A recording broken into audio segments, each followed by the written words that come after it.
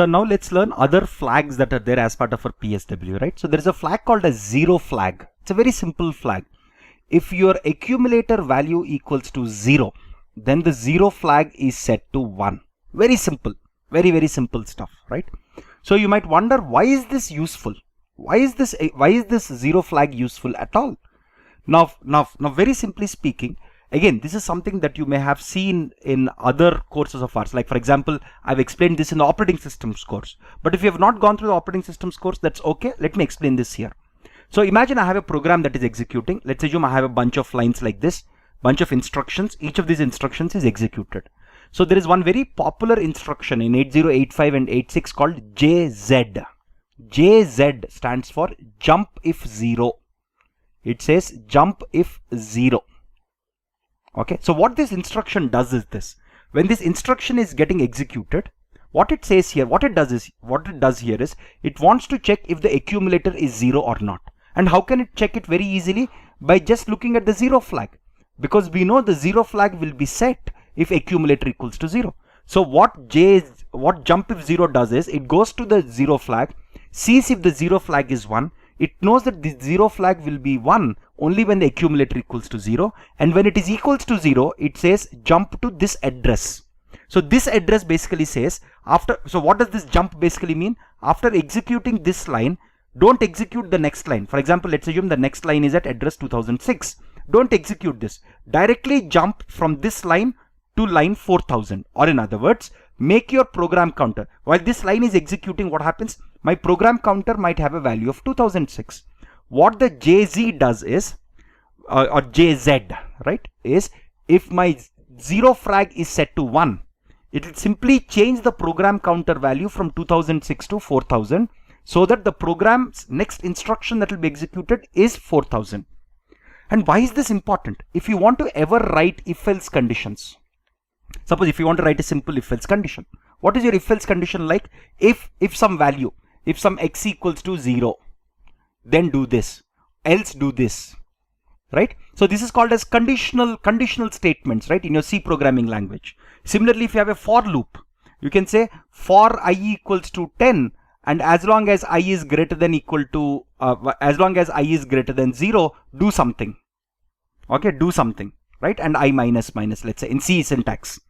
Now, as soon as I becomes 0, what happens? I should not be executing this. I should directly jump to another location. So to execute any conditional statements like if else, while, switch, for loops in C programming, at the end of the day, your machine level language has to use instructions like JZ. There is also another thing called jump if not 0. Okay, so there is JNZ also, which is jump if not 0. Jump if not 0. For executing all these instructions, the microprocessor or the control unit just has to look at the JF flag or the 0 flag, right? It just looks at 0 flag. If 0 flag is 1, it will directly update the program counter and jump to this line. Right? Similarly, if instead of JZ, if I had JNZ, then it, even in this case, it can just look at the 0 flag and see if the 0 flag, see, JNZ basically means the accumulator is not equals to 0. If the accumulator is not equals to 0, the 0 flag will be reset or 0 flag will be 0. Right? If the 0 flag has a bit value 0, then this will go to whichever location you suggest it to go. So zero flag is extremely useful when you have conditional statements like if else, for loops, while loops, switch statements, all of them in your high level programming languages like C. So at the end of the day, remember your C programming your C code using the compiler and assembler has to get converted into this type of code at the end of the day. This is the only language that the microprocessor understands. And without these jump statements, it's very hard to translate if else, for loops, while loops into your machine level language, and zero flag plays a very important role there. Okay, so then there is this other flag called as a sign flag. Very simple flag. What the sign flag does is, imagine I have an 8-bit, imagine each number here is 8-bit. If the most significant bit equals to 1, then the sign flag is also set. Very simple. And this is often useful when you have signed number representation, when you have signed integers, not unsigned integers. Again, I'll show you how signed integers work. Again, you may have studied a little bit of signed integers in your digital logic circuits course also. right? So, but I'll try to recap some of those concepts so that even if you have forgotten them, you'll be able to understand the context here, right? Very simple. So again, when you have signed numbers, the most significant bit being equals to 1 represents that the number is a negative number.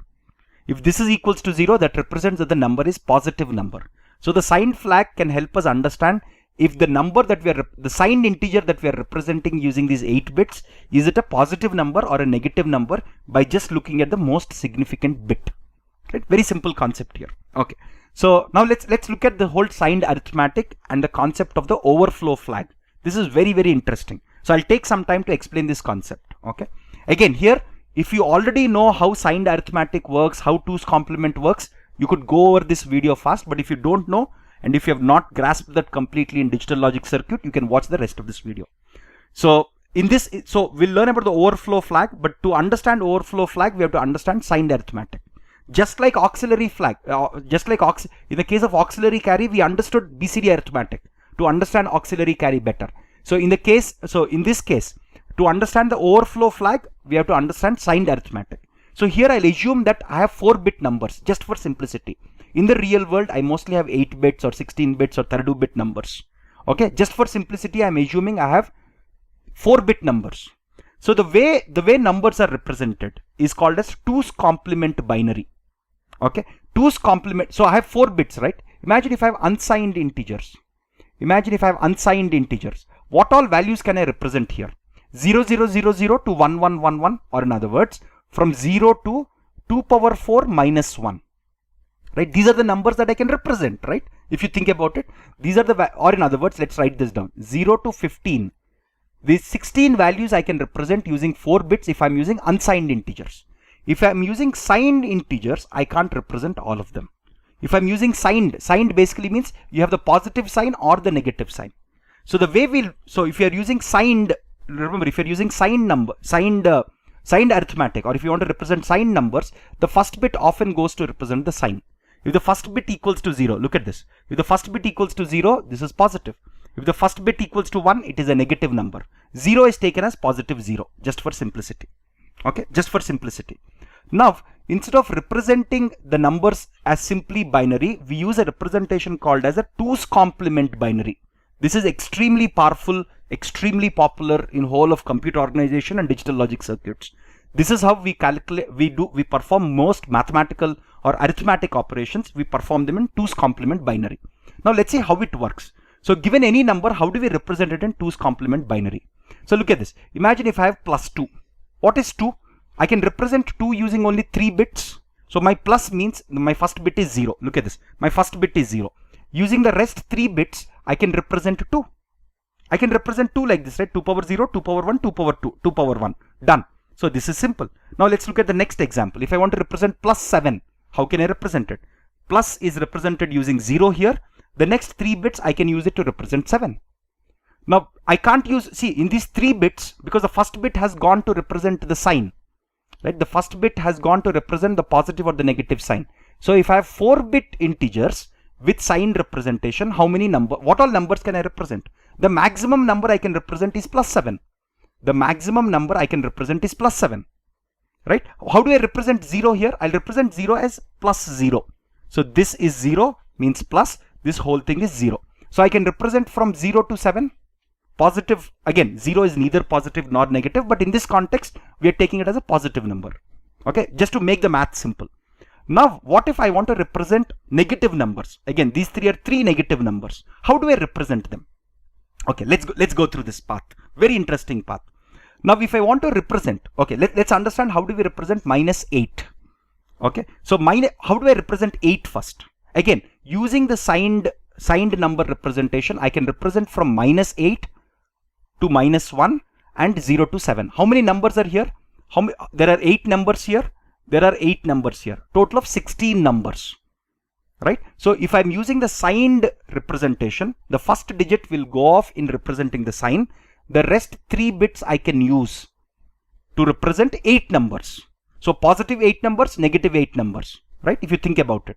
So I can actually represent a total of 16 numbers here, ranging from minus 8 to plus 7. Here, if I'm using unsigned, it is from 0 to 15. It's very important to remember these ranges. or to understand how these ranges are derived. Now if I want to represent minus 8, let's see how do we represent minus 8 using the 2's complement binary. First I'll explain how do we arrive at the 2's complement binary, then I'll explain you how the arithmetic itself is performed. Okay, let's go for 8. What is our 8 now? How do I write 8 if I have to write 8, right? So 8 is written as 1 0 0. This is my simple binary. So 8, forget about the minus part, just look at the numeric part. 8 is written as this. If I want to compute 2's complement, first I compute something called as 1's complement. What does 1's complement mean? 1's complement basically means just make your ones zeros, zeros ones. Okay, that's what gives you 1's complement. What is 2's complement now? 2's complement basically means add 1 to this. Add 1 to this to get 2's complement. So your 2's complement is basically this. Very simple. Computing 2's complement of a number is an extremely simple concept. This is your 2's complement. So you add 1 to this. So this is the original number. This is your 8. This is your 8. Right? 2 power 0, 2 power 1, 2 power 2, 2 power 3. This is your 8. This is your 1's complement. To get 2's complement, you add 1 to this. 1 plus 1 is 0, carry 1. 1 plus 1 is 0, carry 1. 1 plus 1 is 0, carry 1. I am left with this. Now this is how I represent. Look at this. This is how I represent. So in 2's complement, this is how I represent minus 8. See here, what do I have? I have 8 here, right? Look at what I have got here. I have only 4 bits to represent. These 3 bits I'll have it as is. These 3 bits I'll have it as is. The first bit is always 1. Look at this. The first bit is always 1. So that's how I represent minus 8. Look at this. Minus 8 is not represented using 1 followed by 000. No. Sorry, it's not represented using 1 followed by 111. It's represented using 1 followed by 000. That's very, very important, right? So similarly, let's understand other numbers also. Again, understanding 2's complement is very, very important. Now, if I want to obtain 2's complement of minus 1, how do I get it? First, let's take the 1 part of it. How do I represent 1 using 4 bits? 0, 0, 0, 1. This is your 1, right? This is your 1. What is the 1's complement? What is the 1's complement? 1 0 0. Sorry, the other way. Sorry. 1 1 1 0. So 1 becomes 0, 0 becomes 1. Okay. What is your 2's complement now? What is your 2's complement? Add 1 to this. Add 1 to this. 0 1 1. This is 1. This is 1. This is 1. That's what you have here, right? 1 1 1. This represents minus 1 now. Similarly, if you want to see minus 3, let me show you minus 3 also. So that again, this is a concept that you may have already learnt in digital logic circuits. I'm just recapping it for your benefit. Okay. So let's take 3. How do I represent 3 using 4 digits? 0 0 1 1. This is my 3. What is the 1's complement? What is the 1's complement here? 1 1 0 0. What is the 2's complement? What is the 2? Add 1 to this. 1 1 0 1. So now this 2's complement represents minus 3 here. Okay, look at this. 1 1 0 1. It represents minus 3. That's how given any decimal number between minus 8 to plus 7, I can represent it using 2's complement. Very simple concept here, right? Now there's a very interesting aspect here. Now if I'm having unsigned integers, look at this. If I'm having unsigned integers with n bits, let's assume I have n bits here. What range of values can I represent? I can represent from, okay, so let me write this here for unsigned integers, right? For unsigned integers, I can represent from 0 to 2 power n minus 1 for unsigned integers. For signed integers, what is the range? This is very important to grasp, right? For signed integers, it is minus 2 power n minus 1 because 1 bit is used for sign, right? So here I have 4. I got minus 2 power 3 to 2 power n minus 1 minus 1. Okay, this way. Look at this. If n equals to 4, this is minus 8. If n equals to 4, this is plus 7 to plus this. So the range of integers that you can represent using signed integers is this. The range of integers that you can use, that you can represent using unsigned integer representation is this. Overflow is very, very important in the context of signed arithmetic, which is basically arithmetic operations that you perform in the context of signed numbers. Okay. Now let's take a bunch of examples. Okay. 4 examples. Again, I've filled up everything in different colors so that it becomes easier for you to understand what's happening. Okay. Let's assume I want to perform addition of arithmetic addition, right? Plus 7 and plus 3. What is plus 7? Plus 0, 7 111, plus 0, 3 is 0 111. When I add it, what happens? Let's look at this, right? 1 1 0. there is a carry. I'm writing all carries here. 1, 1, 1, 1 with a carry 1. 1, 1, 0, carry 1. All of them is 1. So when I add 7 and 3 in decimal, I get plus 10. Now remember that plus 10 cannot be represented. Remember, using 4 digits, using the 2's complement binary signed representation, the largest value that I can represent is only plus 7. I can't actually represent plus 10 here. While I got some value here, this is not equivalent to plus 10. How would this be interpreted as? So this first digit is 1, which means this will be interpreted as some negative number. This will be interpreted as some negative number, right? This will not be interpreted as actually plus 10, right? Because plus 10 cannot be represented using just 4 bits in a signed 2's complement binary representation, right? So what do we have here? What should happen here? My overflow flag should be set to 1 here. Why is it so? Because the number that I have is overflowing the capacity of 4 bits to represent this number. This number cannot be represented. This number cannot be represented using 4 bits using 2's complementary bind signed representation. That's the 2's complement binary signed representation. Because this cannot be, this number is greater than plus 7, which is the largest positive number that I can represent. That's why I should set my overflow flag to 1. Okay, so that's the concept here. Now, how do we write it as a rule? Okay, how do we write this as a rule? That's very, very important, right? So again, keep this in mind. We'll write this as a rule here. So this is again, I can write these rules. Okay, when to set the overflow flag, when not to set the overflow flag. We can just write it as rules based on these 4 examples. That's why these examples have been taken very, very carefully. Look at this. In this case, if I look at it from the perspective of the most significant bit. Okay, let's look at it from the perspective of the most significant bit. There is a carry into the most significant bit, but there is no carry outside the most significant bit. So these are called as in carry and out carry. As far as the most significant bit is concerned, is there a carry into the most significant bit? Look at this. This is the most significant bit. Is there a carry into the most significant bit? Yes, there is this carry 1. Yes. So this is 1, right? Is there a carry out of the most significant bit? No. So this is 0. So out carry equals to 0. So if in carry equals to 1, out carry equals to 0, your overflow equals to 1. You can write this as a rule. You can literally write this as a rule. Again, that rule arrived based on this example. Again, here I'm showing an example, and using this example, I'm constructing these rules. So this rule can be constructed using example A. Okay, let's look at each example now. Now look at this. Suppose if I want to add plus 7 to minus 3. Plus 7 to minus 3. When I add both of them, the resultant in binary is plus 4. And plus 4 is less than plus 7, which means there should not be an overflow here. So your overflow should be 0, because I'm able to represent this number using 4 bits. Using 4-bit signed representation, right? So now let's look at it. So there should not be an overflow here. That's very, very important, right? Since I don't want an overflow, let's write the rule accordingly. So now let's add them. 1, 1 is 0, carry 1. 1, 1 is 0, carry 1. 1, 1, 1, 1 with carry 1. 1, 1 is 0, carry 1. So now to the most significant bit, there is an in carry and there is an out carry. Look at this. So in carry is 1, out carry is 1. So now what is this number? What is this? So again, this is a there is a carry here. Just ignore the carry. I have a carry here, right? Just ignore the carry. What does this number represent? This number represents a positive number because it is 0. This represents 2 power 0, 2 power 1, 2 power 2. It represents plus 4. So this is perfectly alright. And my overflow should be set to 0. So if there is an in carry into the most significant bit and there is an out carry out of the most significant bit, then my overflow should be equals to 0. So this is your case B, right? From this example B, I can fill this case. Okay. Now let's look at the third case. If I have minus 7 plus 3, how do you represent minus 7 first? Again, that's very important, right? So what is 7? 7 is 0, 1, 1. What is the 1's complement of it is? 1, 0, 0. What is minus 7 now? 1, 0, 0, 1. That's where I have my 1's, that's how I have my minus 7 here. Very simple computation, right? So first compute 1's complement, add 1 to it to get 2's complement. So minus 7 is represented using 2's complement signed like this.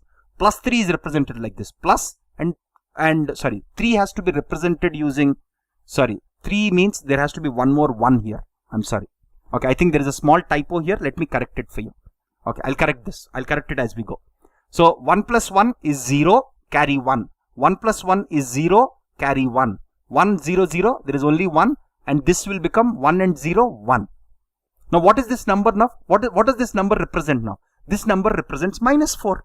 This number represents minus 4. Now, you might say, why? Let's look at this. How do you write minus 4? How do you write 4 first? 0, 1, 0. This is how you write your 4. 2 power 0, 2 power 1, 2 power 2. 1's complement, 1, 0, 1, 1. This is 1's complement. What is 2's complement? Add 1 to this. If I add 1 to this, this becomes 0, this becomes 0, this becomes 1, this becomes 1. So 1, 1, 0, 0 is nothing but minus 4. And everything works. So here what happens? There is no in carry, there is no out carry. So there is no in carry, there is no out carry. So this is option C. Now I can represent minus 4 using this, using the 4 bits. Because I can represent all numbers from minus 8 to minus 1.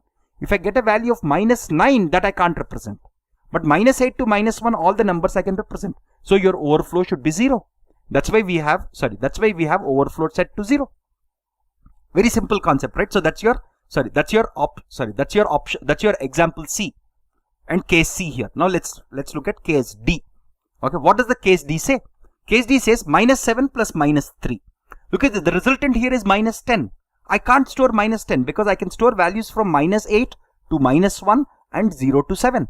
I can't store minus 10. I can't store anything which is less than minus 8 or anything that is greater than plus 7. Right? In both cases, I have an overflow. So how do I represent minus 7? I can represent minus 7 like this. We saw this. We know how to represent minus 3 also. If I add both of them, what do I get? 1, 1, 0, carry 1. This 1 stays the same. 0, 1 is 1. 1, 1 is 0, 1. So here what happens? There is no in carry, but there is an out carry. Look at this. There is no in carry, but there is an out carry. In such a case, my overflow has to be 1. Here my overflow has to be set to 1 because minus 10 cannot be represented. Right? So using these 4 examples, we can fill up this set of rules. And what does the rule say? Rule says you look at your most significant bit. If the in carry is 0 and out carry is 0, you get an overflow of 0. If it is 0, 1 or 1, 0, this works more like an XOR function in your digital logic circuits. What does the XOR function do? If both the numbers are different, the result is 1. If both the numbers are same, it is equal to 0. So literally what you have to do to determine what is the value of the overflow flag, you just have to represent again. Here we are assuming that we are using 2's complement binary representation and we are performing signed arithmetic. That's very, very important, right? You just look at the most significant bits. You look at the in carry and out carry, right? You take the in carry and perform XOR with out carry. You perform XOR with out carry to get your overflow flag value. That's it. It's as simple as that. But to get to this whole logic, again, remember, here the overflow flag, very similar. See, overflow flag and carry flag are slightly different. Carry flag is used in unsigned integers. A lot of people get confused between both. Carry flag is used in the context of unsigned integers. But very often in most computing systems, we do signed arithmetic. So overflow is a very, very popular flag which is used extensively because in reality, we perform a lot of signed arithmetic. Right? So overflow flag tells us whether the signed integer that you're storing using some n bits, is it overflowing or not? Okay, there's a fundamental difference between overflow and carry. Overflow is as far as signed arithmetic is concerned, carry is for unsigned arithmetic. Okay, very important to get that concept. Okay, now there are a bunch of control flags also. So till now we have seen condition flags, right? So what are control flags? There is this control flag called trap, very, very useful. See, if you have ever debugged your program, what does debugging a program basically mean? Again, you might have used this debugger called GDB in C programming language, right? So what does a debugger do? A debugger helps you execute one instruction after another instruction. Suppose if I have multiple instructions, okay, I1, I2, so on and so forth. Okay, so what the debugger allows me to do is, it allows me to execute one instruction and pause for a while. And pause. When it is pausing, I can see what are all the values of all the variables and registers to see if the code that I've written is working as expected. So the trap flag, if it is set to 0, then we are not in the debugging mode. It is in the mode called as go mode. Go mode basically means execute one instruction followed by other instruction without breaking it, without discontinuing it. Just keep going with it. If the trap flag is set to 1, it is set to be in the trace mode or the break mode or the single step mode.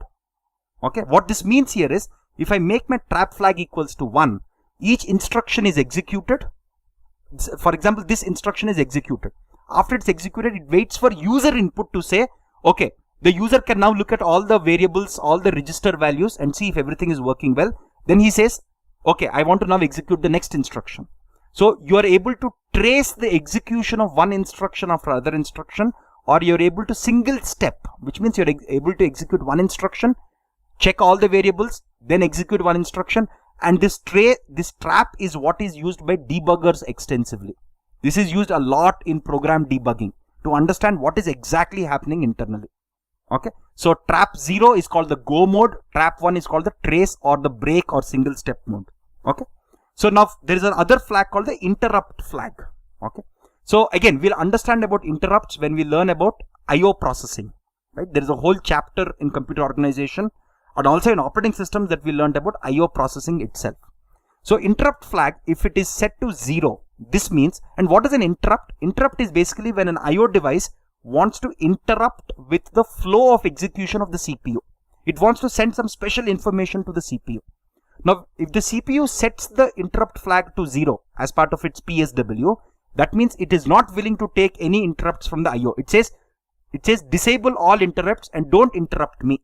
So even if the IO devices send some interrupts, send some signals to interfere, to send some signals to the CPU, those signals will simply be discarded here, right? So if the interrupt flag is set to 1, it means enable interrupts. In this, if the interrupt flag is set to 1, the IO devices can send interrupts to the CPU, right? Again, we'll understand about interrupts, how interrupts are processed in our IO devices chapter in depth. Okay. Then there is a flag called as a direction flag. This is very popular in 8086. So this is mostly used for string instructions. Remember, I have a string. What is a string? At the end of the day, string is a sequence of characters. Sequence of characters. If you look at C programming language, I can represent each character with 1 byte. Right? Now, imagine if I have a string that I am reading from memory. Okay, if my direction flag is set to 0, that implies that I'll construct my string. For example, imagine if I have this A, C, X. Suppose if I have this, right? If my direction flag is set to 0, I will go from lower addresses to higher addresses to construct the string. So my string that I'll construct here is ACX. Okay? Because it's a sequence, right? So direction flag is used for string instructions. So if it is set to 0, I go from lower addresses to higher addresses to read each character. But if it is set to 1, the effective string that I'll read is in the opposite direction. I'll read from higher memory addresses to lower memory addresses. In this case, my string will be XCA. Okay, that's again, direction flag is very, very specific to string instructions or string operations. Whenever you want to perform some string operation wherein you have to read a sequence of characters, how to interpret this sequence of characters? Should you interpret them from lower address to higher address or higher address to lower address? If the direction flag is set to 0, typically this is what is used extensively. Typically the direction flag is set to 0, but depending on the application, some people could also use direction flag set to 1 to read from the memory locations backwards, right? So these are all the flags that we have as part of PSW. Again, remember that what we have discussed are flags that are there in the 8086 microprocessor. Different microprocessors have different flags. 8085 may not have all the flags that we discussed here. Right? Every microprocessor has a different set of flags. What we discussed here are generally some of the most important types of flags that we should care about.